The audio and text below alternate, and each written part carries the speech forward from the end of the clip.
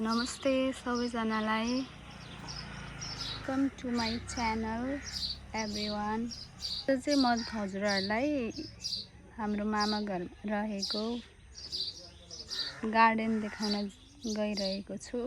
माइजूहरूले मिलेर कति धेरै फुल लगाउनु भएको रहेछ, हेर्नु है। हजुरहरूले नि हेरेर मलाई साथ दिनु होला, यो चाहिँ इन्ट्रान्समा हो।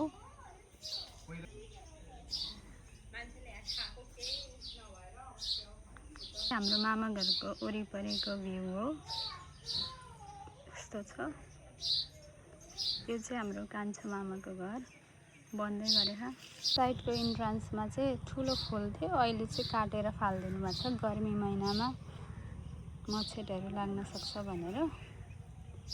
साइडको चाहिँ देखिहाल्नु भयो हजुरहरूले। सँगै यो व्हाइट कलरको फुल, यसलाई के नाम भन्छ हजुरहरूले कमेन्ट गर्नु होला है। त्यसपछि यो येल्लो एन्ड ग्रीन यस्तो छ। त्यसपछि क्रमशः यस्तो छ। एउटा यो कस्तो राम्रो है। यो भिडियोसँगै चराचुरुङ्गीहरूको आवाज पनि सुन्नु होला है, एकदम राम्रो छ। जङ्गल नजिकै भएको कारणले धेरै चराचुरुङ्गीहरूको आवाज आइरहन्छ, रमाइलो पनि लाग्छ। रङ्गी बिरङ्गी फुलहरू हेर्नुहोस्, यो कस्तो राम्रो है।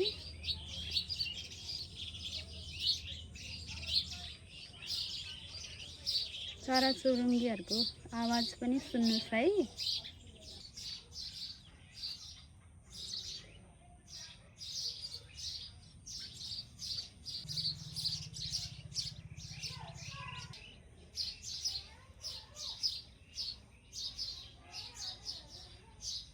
यहीँमा चाहिँ फुल नै बाँकी छन्।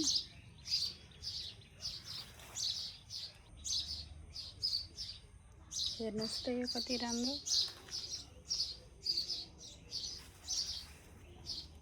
स्नेक प्लान्ट पनि छ। यो फुलहरू चाहिँ हाम्रो कान्छी माइजूको पनि हो है। घर बनाउन थाल्नुभएको भएर यता ठुलमामाकोमा आएर ल्याएर राख्नु भएको छ अलिअलि। यो अर्को फुल हेर्नुहोस्, हेरिरहनुहोस् है, कर्मश नछुटाई। आज धेरै दिनपछि सानो भिडियो बनाएर राखौँ कि भनेर हो। आहा, कति राम्रो चराचुरुङ्गीहरूको आवाज है। प्रकृतिको आवाज त एकदम राम्रो हुन्छ नि।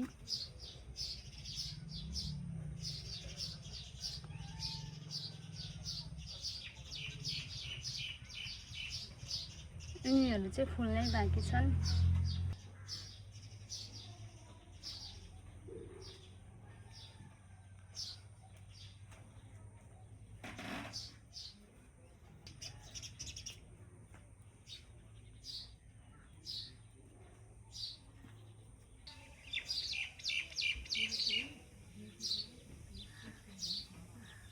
यो फुल्नै बाँकी रहेछ। यो चाहिँ येल्लो कलरमा फुल्छ, एकदमै राम्रो छ फुलेसी।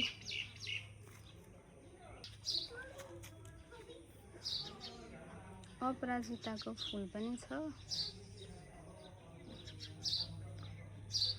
कुन फुल होला, के होला हजुरहरूलाई थाहा छ? कमेन्ट गर्नु होला है।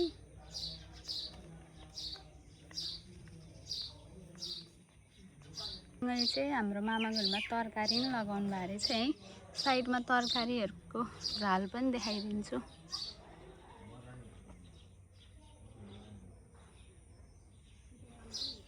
काँक्रो यत्रो भएछ, काँक्रोको झाल। काँक्रो फुलिरहेछ।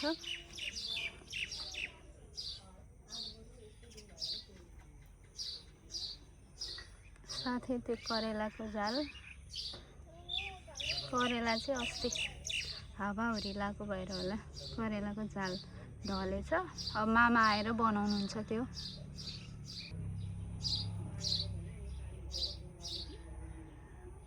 चाहिँ घिरौँलाको झाल हो। भएसँगै आजको भिडियो यहीँ समाप्त गर्न गइरहेको छु। धन्यवाद। हेरेर साथ दिनुहोला। लाइक सब्सक्राइब गर्न नछुटाउनुहोला। धन्यवाद। Love you.